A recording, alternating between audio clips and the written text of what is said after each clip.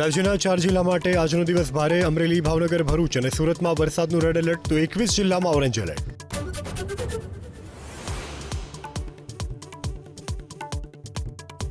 છેલ્લા 24 કલાકમાં રાજ્યના 210 તાલુકામાં વરસ્યો વરસાદ. સૌથી વધારે ઉમરપાડામાં 10, વિજાપુરમાં 8, 111 તાલુકામાં 1 થી 6 ઇંચ સુધીનો વરસાદ.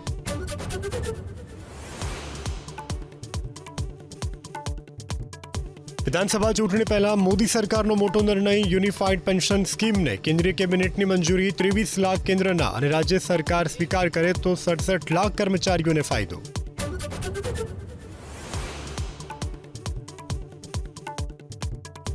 સરકારના મંત્રી ભીખુસિંહ પરમારનો મોટો દાવો. બોલ્યા, બ્રેન સ્ટ્રોક આવ્યો ત્યારે દવા કરતા ભુવાજીની વિધિ રહી વધુ અસરકારક. તમારા માટે દવા કરતો દુઆ વધારે